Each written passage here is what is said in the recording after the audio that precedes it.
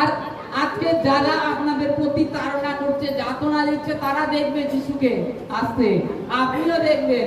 আর তারা এক সময় বুক চাপড়াবে যে কি ভুল করেছি, আর তখন বললেও প্রভু আর তাকে নেবে না, চিনবেও না।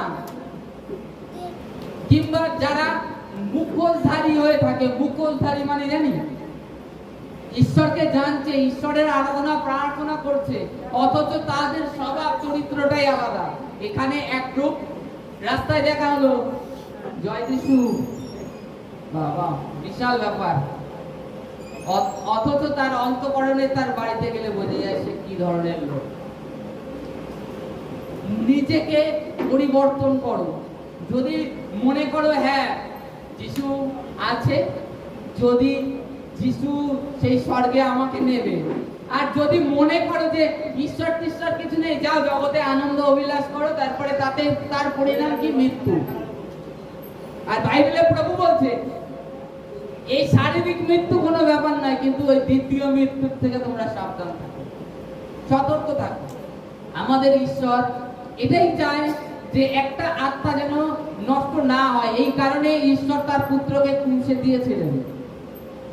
দিয়েছিলেন যে একটা আত্মাও নষ্ট না হয়, সেই অনন্ত রাজ্যে পৌঁছে যায়। তা আজকে ঈশ্বর এই কারণের জন্য তার পুত্রকে দিলেন। অতএব নিজেকে মনে করো যদি হ্যাঁ অনন্ত জীবন আছে, নিজেকে ধুয়ে ফেলো। তুমিও হয়তো দেখতে পাবে যে ঈশ্বর আসছে। যদি দেখি আমরা বাবা ভেঙ্গা যে ভবিষ্যৎবাণী, সেই ভবিষ্যৎবাণী হেঁটে যাচ্ছে। কারণ কি? ঈশ্বর অলরেডি যোহন দ্বারা, বাবা ভেঙ্গা তো আজকে মনে 200 কি 500 বছর আগে ভবিষ্যৎবাণী করেছে। তার থেকে তো 2025 বছর আগে যীশু খ্রিস্ট স্বয়ং ভবিষ্যৎবাণী করে দিয়ে গেছে। এই হবে আগমনের পূর্বে, আমার আগমনের পূর্বে এইগুলো হবে। তা আজকে আমরা সমস্ত কিছু দেখতে পাচ্ছি কাটায় কাটায় যে ঈশ্বরের আগমনের পূর্বে অলরেডি হচ্ছে। দেশের উপরে দেশ, রাজ্যের বিপক্ষে রাজ্য, পরিবারের বিপক্ষে পরিবার, শাশুড়ির বিরুদ্ধে পুত্র, এইরূপ উঠছে। প্রভু অলরেডি ভবিষ্যৎবাণী এগুলো করে ফিরে গেছে, করে রেখে দিয়েছে। তারপরে এই যারা ভবিষ্যৎবাণী করছে এইগুলো অলরেডি তারা কিছু আধ্যাত্মিক জ্ঞান কখন বলে, আত্মিক চোখ কখন বলে?